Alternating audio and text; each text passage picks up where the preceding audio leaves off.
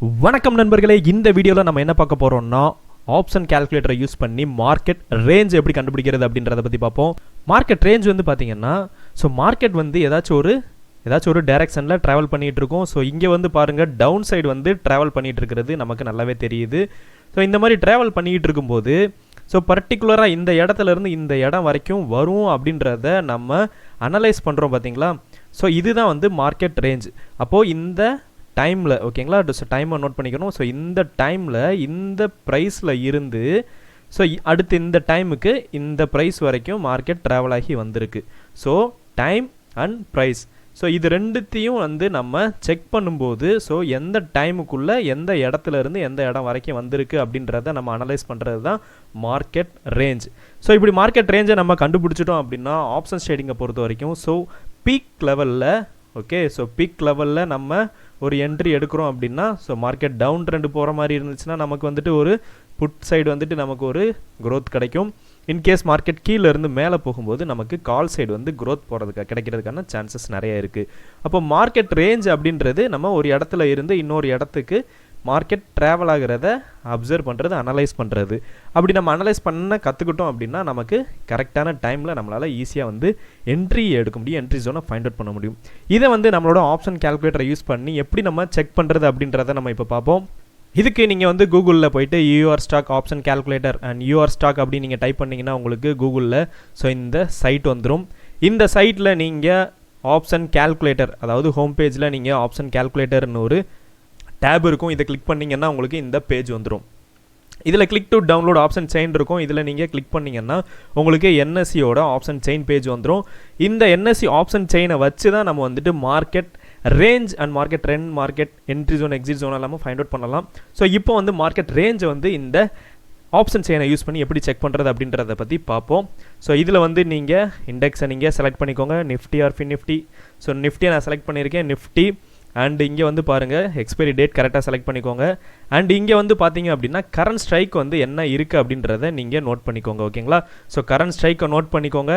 தென் அதுக்கப்புறம் இங்கே டவுன்லோட் அப்படின்ற ஒரு ஆப்ஷன் இருக்கும். இதை நீங்கள் கிளிக் பண்ணி டவுன்லோட் பண்ணிட்டீங்க அப்படின்னா இந்த என்எஸ்சியில் இருக்கிற ஆப்ஷன் செயின் பேஜ் வந்து நமக்கு டவுன்லோட் ஆகிடும்.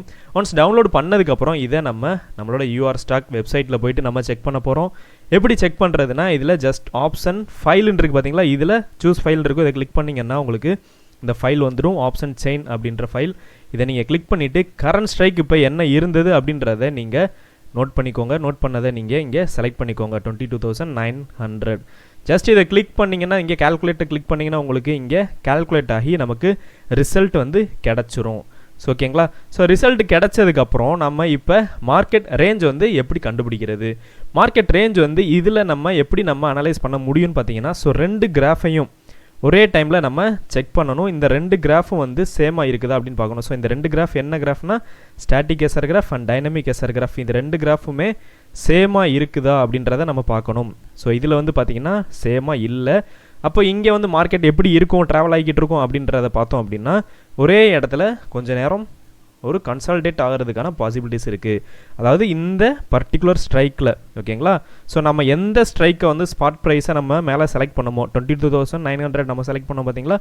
அந்த இடத்துல வந்து பார்த்திங்கன்னா க்ரீன் கலர் லைனும் பீக்கில் இருக்குது, ரெட் கலர் லைனும் பீக்கில் இருக்குது. அப்போ இது ரெண்டுமே பீக்கில் இருக்கும்போது நம்ம இந்த இடம் வந்து ரெண்டு சைடுமே ஃபேவரபுளாக இருக்குது. கீழேயும் மார்க்கெட் போக விடாமல் ஸ்டாப் பண்ணுற மாதிரி இருக்குது, மேலேயும் போக விடாமல் ஸ்டாப் பண்ணுற மாதிரி இருக்குது. இந்த மாதிரி இருந்துச்சு அப்படின்னா நம்ம வந்துட்டு இது வந்து ஒரு கன்சால்டேட் மார்க்கெட், ஒரு சைட்வேஸ் மார்க்கெட் அப்படின்றத நம்ம அனலைஸ் பண்ணிக்கணும்.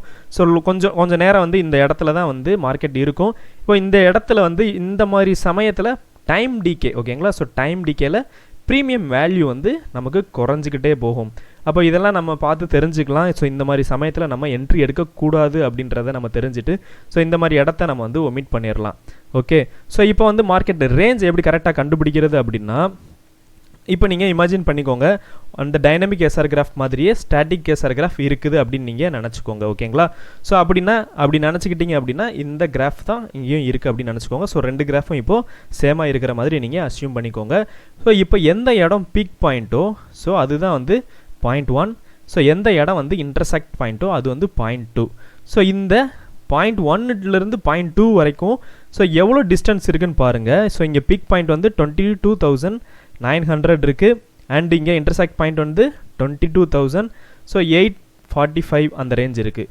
அப்போது இந்த டிஸ்டன்ஸ் தான் வந்து பார்த்திங்கன்னா market range.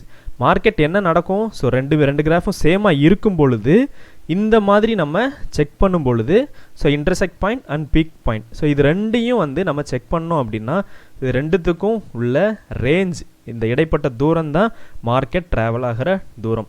So spot price என்ன நடக்கும் அப்படின்னா இந்த இடத்துல இருந்து இந்த இடம் போகும், இந்த இடத்துல இருந்து இந்த இடம் வரும். ஸோ இப்படி தான் வந்து மார்க்கெட் ட்ராவல் ஆகிக்கிட்டே இருக்கும்.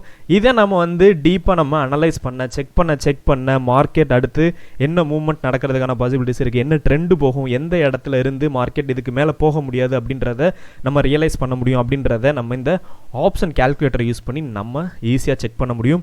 இந்த ஆப்ஷன் கால்குலேட்டரை நீங்களும் வந்து யூஸ் பண்ணுங்கள். ஸோ நீங்கள் வந்துட்டு யுவர் ஸ்டாக் அப்படின்றத நீங்கள் கிளிக் பண்ணிங்கன்னா உங்களுக்கு கூகுளில் வந்துடும். தென் இங்கே ஆப்ஷன் கால்குலேட்டர் இருக்கும், அதை நீங்கள் கிளிக் பண்ணிவிட்டு ஜஸ்ட்டு நீங்கள் என்எஸ்சியில் இருக்கிற ஃபைலை நீங்கள் டவுன்லோட் பண்ணி நீங்கள் அப்லோட் பண்ணிட்டீங்கன்னா உங்களுக்கு இந்த ரிசல்ட் தெரிஞ்சிடும். ரொம்ப ஈஸி தான். மார்க்கெட் என்ன மாதிரியான இருக்குது, என்ன ரேஞ்சில் இருக்குது, என்ன ட்ரெண்டில் இருக்குன்றதை நம்ம ஈஸியாக கண்டுபிடிச்சிடலாம். அண்ட் இந்த ஆப்ஷன் கால்குலேட்டர் பற்றி இன்னும் நீங்கள் டீட்டெயில்டாக தெரிஞ்சுக்கணும் அப்படின்னா எவ்ரி வீக் வந்து வெபினார் கண்டக்ட் பண்ணுறோம். ஸோ இந்த வீக்கும் கண்டக்ட் பண்ணுறோம். கீழே டிஸ்கிரிப்ஷனில் லிங்க் இருக்குது, வெபினாரில் ஜாயின் பண்ணிக்கோங்க. இந்த ஆப்ஷன் கால்குலேட்டரை பற்றி இன்னும் நீங்கள் டீட்டெயில்டாக தெரிஞ்சுக்கோங்க. மார்க்கெட் ட்ரெண்ட் எப்படி கண்டுபிடிக்கிறது, perfect entry zone and exit ஜோனை எப்படி கண்டுபிடிக்கிறது, அண்ட் எஃபெக்டிவாக இந்த ஆப்ஷன் கால்குலேட்டரை எப்படி யூஸ் பண்ணுறது அப்படின்றத நாங்கள் உங்களுக்கு சொல்லித்தரோம். ஸோ இது வந்து முழுக்க உங்களோட நாலேஜ் அண்ட் ஸ்கில்லை இம்ப்ரூவ் பண்ணுறதுக்காக உருவாக்கப்பட்டது. ஸோ நீங்கள் வந்து இதை டெமோ அக்கௌண்ட்டில் ப்ராக்டிஸ் பண்ணி நீங்கள் லேர்ன் பண்ணிக்கோங்க. தென் உங்களோட ஃபினான்ஷியல் அட்வைசர்ஸ்ட்டை கேட்டுட்டு அதுக்கப்புறம் நீங்கள் ட்ரேடிங்கில் இன்வெஸ்ட் பண்ணலாமா வேணாமா அப்படின்றத உங்களோட ஓன் டிசிஷன் எடுத்துக்கோங்க. Because trading is high risk, அதுவும் options trading very high risk. Okay, so next வீடியோவில் மீட் பண்ணலாம். நன்றி, வணக்கம். இதுவரை நம்மளோட யூடியூப் சேனலை சப்ஸ்கிரைப் பண்ணாதவங்க பண்ணுங்கள், ஷேர் பண்ணுங்கள், லைக் பண்ணுங்கள். அண்ட் முக்கியமாக நம்மளோட யுவர் ஸ்டாக் ஆப் இருக்குது, டவுன்லோட் பண்ணிக்கோங்க. ஸோ நெக்ஸ்ட் வீடியோவில் மீட் பண்ணலாம். தேங்க்யூ.